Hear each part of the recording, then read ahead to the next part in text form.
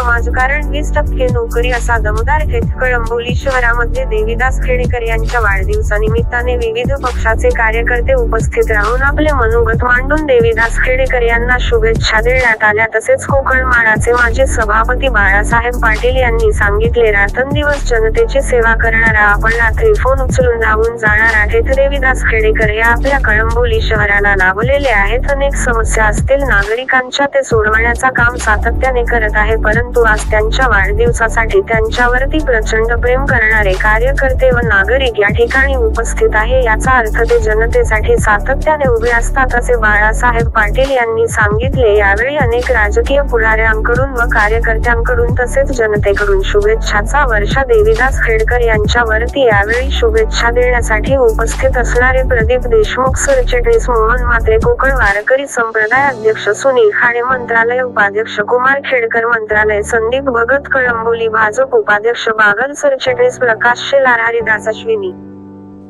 Dattatray Binawade, Ajinath Jaybhai, Katara madam, Shinde madam, Malve madam अधिक मान्यवर उपस्थित होते।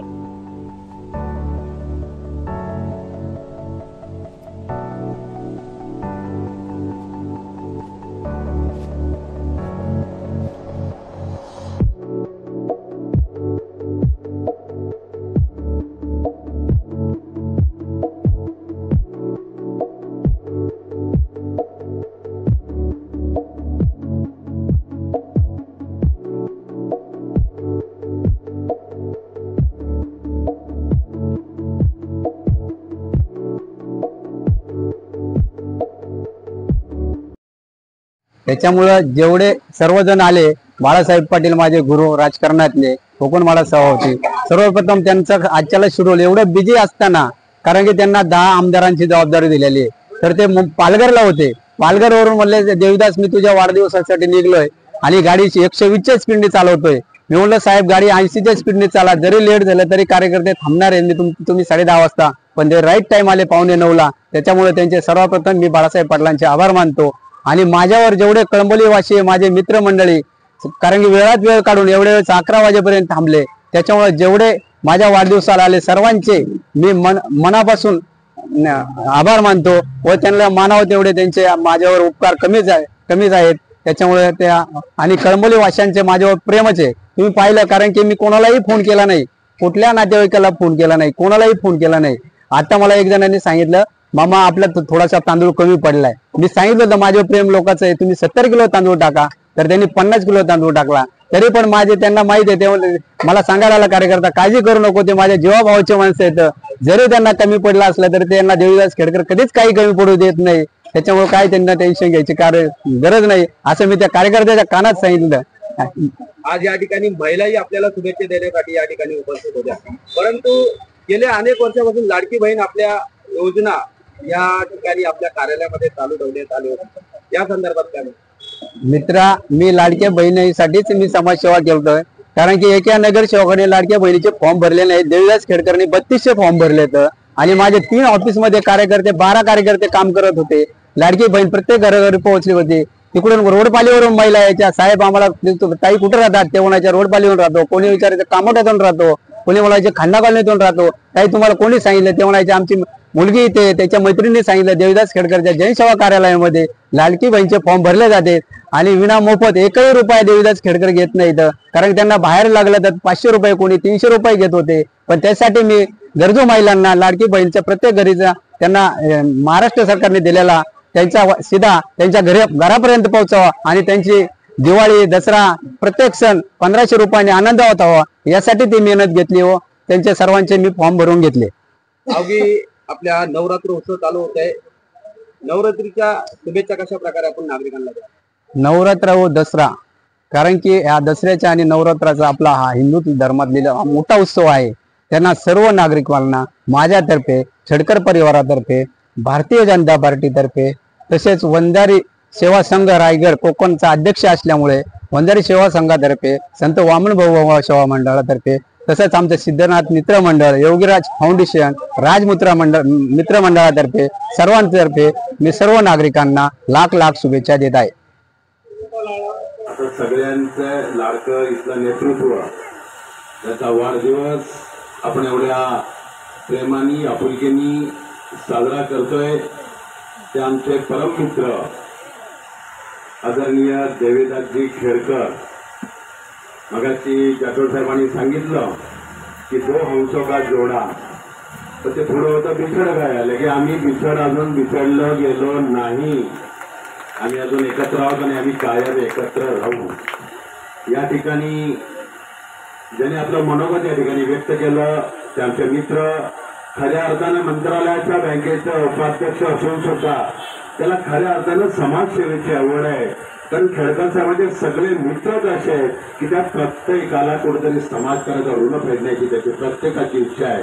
ते आमचे सुनीलजी खाडे साहेब. या ठिकाणी आमचे आध्यात्मिक आघाडीचे या कोकणाचे प्रमुख संयोजक मोहनजी म्हात्रे साहेब, त्यांनी आपले विचार या ठिकाणी मांडले. या ठिकाणी संदीपजी भगत, आमचे मित्र या जिल्ह्याचे बीजेपीचे चिटणीस प्रदीप देशमुख, राजेंद्र पिले. या ठिकाणी आमचा अजित पवार, आमच्याकडे पण एक अजित पवार आहे, आहे का? आहे ना पुढे अजित पवार, चंद्रकांत पाटील, तसेच आमचा खाली उभा राहिला श्रीकांत आपला श्रीहरी आकडून हात दाखवतोय आमचा रमाकांत पाटील. हरिवन त्याला काही विसरून चालणार नाही, हरी तिथे बसलेला होता सगळे. आणि ज्यांनी आपल्या श्रीहरी विसा या ठिकाणी आत्ता ज्यांनी खरा पत्रकार असून सुद्धा ज्याला मी पहिल्यांदा बघितलं, एखादा चॅनलवाला, एखादा पत्रकार एखाद्या समाजसेवकासाठी स्वतः भाषण करतो, ते आमचे साबळे, समोरून त्यांचं रेकॉर्डिंग चालू आहे. ते साबळेजी खऱ्या अर्थानं मगापासून शेर शायऱ्या गाजवल्या आणि या ठिकाणी पहिलंच भाषण केलं ते जाटोड साहेब, जे मुंबईवरून मैत्रीपोटी आले. ते राजेंद्र पाटील नवी मुंबईच्या संरक्षणाचे सचिव आहेत. मला असं वाटतं की बऱ्यापैकी नावं जर काय राहिले असतील, कुमार खेडकर आहे तिथे, राहिले असतील तर चुकी लिहून घेणार आहे. माझी नाही, मला जेवढी दिली तेवढी मी वाचली. त्यातली बरीच 90% माझ्या पाठ होती, वाचायची गरज नसती पडली. खऱ्या अर्थानं तुमच्या माझ्या सर्वांच्या वतीनं देवीदास खेडकरला त्याच्या वाढदिवसाच्या मी लाख लाख शुभेच्छा देतो. कितवा वाढदिवस आहे? 24, 25 कितवा? कारण मी जेव्हापासून बघतोय 25-30 वर्ष त्याचं वय तेवढंच मला वाटतं. मला कधी तो मोठा वाटलाच नाही, कारण मलाच कळलं नाही. मी त्याला कधी विचारलं तुझं वय किती, कारण मला कोणी विचारलेलं आवडत नाही, त्याला मी विचारलं नाही. त्यामुळं खऱ्या अर्थानं त्याला समाजसेवेचा वेळ आहे. सगळ्यांनी एक वाक्य त्यांनी हेच सांगितलं की नोकरी करून सुद्धा, राजकारण हा वेगळा विषय आहे, तरी सुद्धा 90% समाज करणारा कोण कार्यकर्ता असेल तर देवीदास खेडकर. आणि मी माझ्या अशा कार्यकर्त्यासाठी इतकं माझं आजचं शेड्यूल, कारण काय विधानसभेच्या निवडणुकाच्या पूर्व तयाऱ्या चालू आहेत. पूर्ण मला पालघरपर्यंतचा, मीरा भाईंदरपर्यंतचा त्या ठिकाणी जबाबदारी माझ्यावरती आहे. मी कालपासून रात्री 3-3 वाजेपर्यंत मला वेळ लागतो यायला. पण यांनी एकदाच मला सांगितलं की माझा उद्या वाढदिवस आहे. मी म्हटलं सगळी कामं सोडून तू असेल तिथं तुझ्या वाढदिवसाला मी येणारच. त्याचं कारण सगळ्यांनी जे सांगितलं ते प्रत्येकाच्या हाकेला ऊत देणारा हा कार्यकर्ता. किती वाजताही त्याला फोन करा, म्हणजे एकच काम नाही. त्याला तुम्ही त्याला पोलीस स्टेशन सांगितलं, इथं तो उभा आहे, कुठे ऍक्सिडेंट झाला, मी एमजीएमला मी बाहेर असतो ते सांगितलं, एमजीएमला असं झालंय, एमजीएमला तो जाऊन उभा राहील.